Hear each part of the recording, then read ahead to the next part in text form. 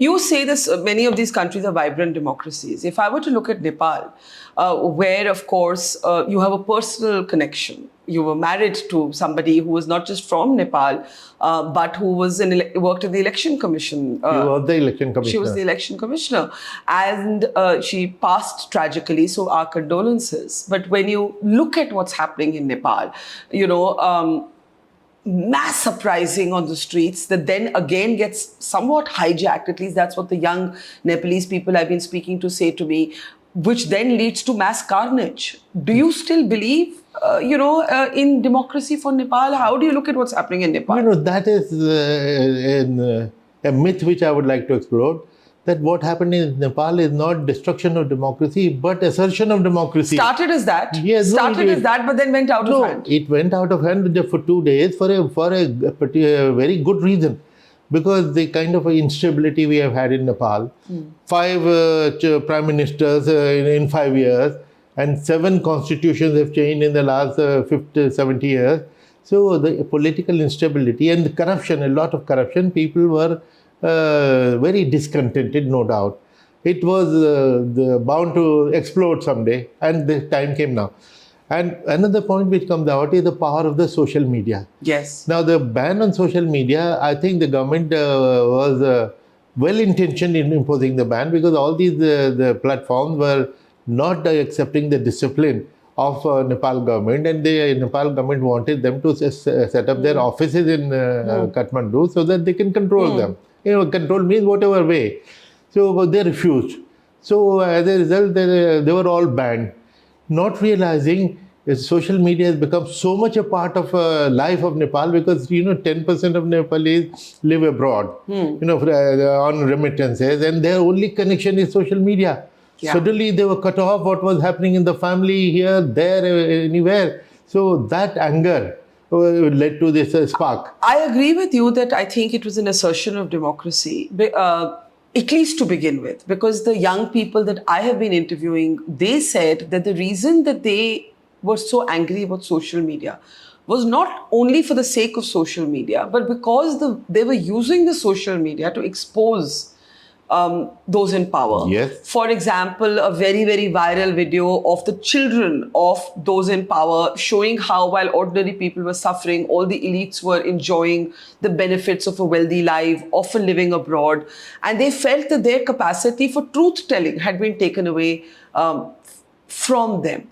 But the fact that, we saw the kind of bloodshed that we did, when you saw those images, politicians running to escape by chopper, buildings being set on fire, the parliament ablaze, Hilton Hotel ablaze, the Supreme Court, in danger. What did you think? Nepal so well. No, Barkha, you brought out a very good point that social media, I had earlier said that the ban on social media could have been well-intentioned, only to regulate them. But where perhaps the need to regulate also came from the content of the social media. The way they were arousing sentiments, and maybe the government wanted to control that kind of narrative and discourse. So, and therefore the anger was building up, as you rightly said. So, when youth and the public get annoyed, all it needs is a spark, which is what happened. And I think there is a lesson for everyone, including India. What is the lesson? Lesson is that, you have to be aware and conscious of the public mood and public sentiment. I mean, you can't bulldoze... India, when it looked at... a lot of Indians on social media, when they looked at Nepal, the feeling was, pehle Bangladesh, ab Nepal, Sri Lanka, that somewhere with all our faults, and we are not without faults, we are not a perfect democracy, with all our imperfections, there is something about this country where the center still holds. Kuch isko ekjut karke rakhta hai. There is a stability in our democracy. When you say there is a lesson in it for all of us, including India, what is that lesson? No, the lesson is that, we have to be conscious of the public opinion and public sentiment. That it can't be disregarded. It cannot be disregarded at all. And secondly, the tendency in every country, including India, to control the social media. Mind you, the resentment started, the spark was the banning of the social media. The control over thoughts. Now, we have seen in Kashmir how for 6 months, 1 year, there is a total ban, they are disconnected from the world. So, and it's not that they were spreading politics or hatred. They wanted to be in touch with their relatives all over. So, the fact that we have been imposing ban at the drop of a hat is a lesson for us.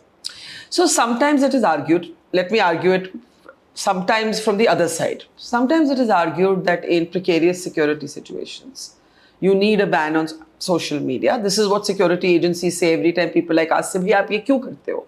They say that, one spark, one piece of fake news can lead to unrest. And therefore, social media will always be a double-edged sword. Yes. What do you say about that? No, absolutely. It is a double-edged sword. But the fake news is not originating from only the critics of the government. It is also originating from the supporters of the government. Therefore, to blame only the opposition and the others. No, I'm making a general. No, I'm not saying that you're blaming. Anybody blaming that. So that's not correct. The fact is that it is double-edged, no doubt. Within 30 seconds, the country can be inflamed if there is an inflammatory post there. So some regulation is all required, but it has to be legitimate, well-intentioned, and not with the intention to strangulate. And I would like to point out that the need for social media freedom is more than ever before, when the mainstream media has been totally controlled. They never criticize, they don't do any story on things which people are curious to know. Their silence has made social media more relevant than ever before. Let's talk a little bit specifically about Nepal. You call it an assertion of democracy. Yeah. And does it still make you feel that you believe in the democratic project for Nepal? Absolutely. And in fact, I'm happy, within 2 days things settle down. Also, unlike Pakistan or Bangladesh, where the army could have chosen to step in and assume power, and once they take power, they get used to it, they never give up. The fact that they brought in democracy, and I've met the Prime Minister who took oath yesterday, only 3 months ago. Yeah. Had a long 1 hour. And she has an India connection. She's actually a graduate, I was reading, of BHU. Yes, and I had a long 1 hour chat with her. She is a very nice and clean lady who always fought against corruption. And the fact that these young people, instead of choosing one of their leaders, that means they were not after leadership. They chose Karki. In fact, one of the young people from Nepal I was interviewing, and I said, "Oh, it was because of social media." She said, "No, it was about corruption, and social media was our tool to expose that corruption." Yes, absolutely. I agree with you.